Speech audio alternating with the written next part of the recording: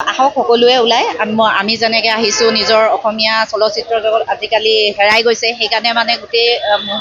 গোটেইবোৰে ওলাই আহক ভাল লাগিব দলে বলে ওলাই আহি আমি অসমীয়া চিনেমাবোৰ সহযোগ কৰিলে ভাল হয় সেইকাৰণে আজি আমি গোটেইখিনিয়ে মানে মই যেতিয়া শুনিছোঁ যে আজি যতীন দা আহিছে আৰু উৎপল দা আহিছে আহা বুলি ক'লে মই ধুমাধুম মানে নিজৰ স্কুটি লৈ লগালগ ওলাই আহিছোঁ ভাল লাগে অসমীয়া চিনেমা চাই ভাল পাওঁ সেইকাৰণে আৰু আমি ডিব্ৰুগড়ৰ লগতে আমি ডিব্ৰুগড়বাসীও উৎফুল্লিত হৈছোঁ আজি বিগত 83 চনৰ 1983 চনত যিখন আমাৰ বোলছবি অসমীয়া বোলছবি তেতিয়াই যিমান হিট মাৰিছিল এইবাৰতো নতুন প্ৰজন্মই যেনেকৈ আগবাঢ়ি আহিব বা আগবাঢ়ি আহিছে যি দেখিছোঁ আজি নিউজ পেপাৰে পত্ৰই আমি যিমানখিনি পাৰি ককা দেউতা নাতিৰ সেই বিষয়ে ঠিক তেনেকৈ এইখন চিনেমাও সমূহ ৰাইজ ওলাই আহি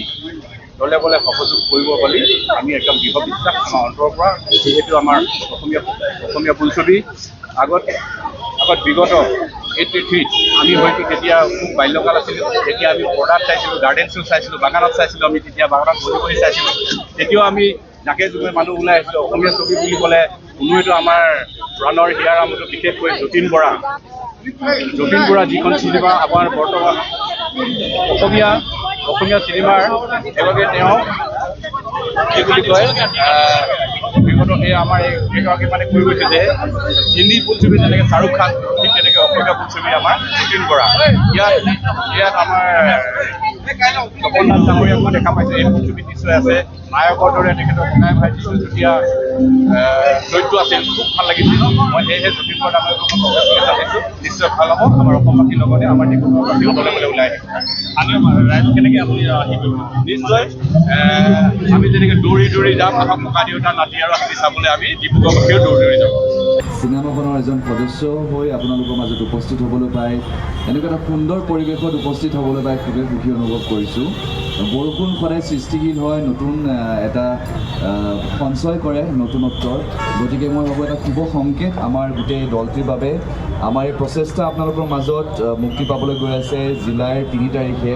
অসমৰ বিভিন্ন ছবিগৃহত